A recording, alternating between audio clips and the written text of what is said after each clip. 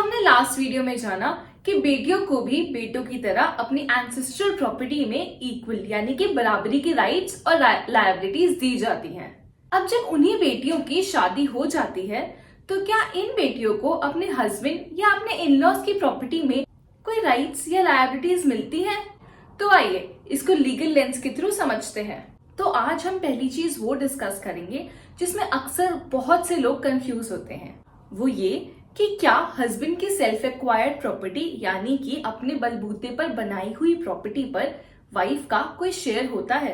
क्या हस्बैंड के अलाइव होने के टाइम पर वाइफ को प्रॉपर्टी दी जाएगी या डेड होने के टाइम पर वो प्रॉपर्टी कैसे डिवाइड होगी?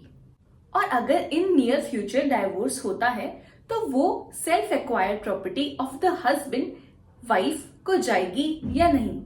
तो सबसे पहले समझेंगे जब हस्बैंड अलाइव है तो वो प्रॉपर्टी कैसे डिवाइड करी जाएगी। हस्बैंड के अलाइव होने पर उसकी सेल्फ एक्वायर्ड प्रॉपर्टी जो कि हस्बैंड के नाम पर ही रजिस्टर्ड है, हस्बैंड ने अपने बलबूते पर बनाई है, तो उस प्रॉपर्टी पर वाइफ का कोई भी शेयर नहीं होगा।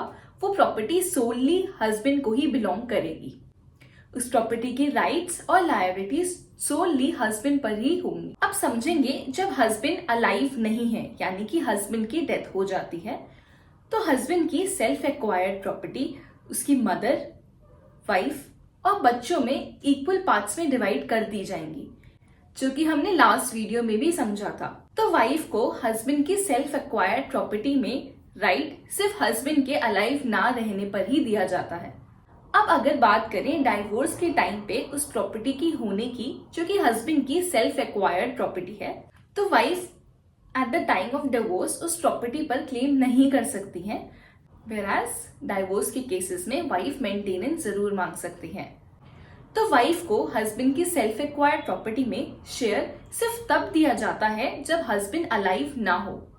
तो अब आते हैं इस सवाल पे कि क्या डॉटर इन लॉ अपने सास ससुर यानी कि अपने इन लॉज की प्रॉपर्टी एक्वायर कर सकती हैं या नहीं? तो डॉटर इन लॉ यानी कि घर की बहू को उस घर में रहने का पूरा राइट होता है, लेकिन उस प्रॉपर्टी को एक्वायर करने का, उनको इनहेरिट करने का राइट नहीं होता।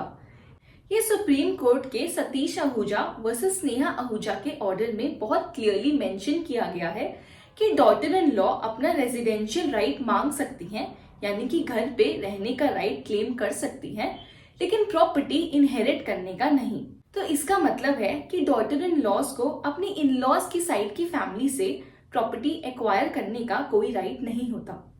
तो आज हमने दो मेन बातें जानी कि क्या डॉटर इन लॉ अपने हस्बैंड की या अपने इन लॉज की प्रॉपर्टी एक्वायर कर सकती है या नहीं।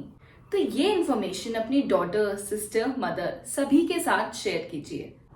ऐसे ही और इन्फॉर्मेशन के लिए आप मेरे चैनल को सब्सक्राइब कर सकते हैं।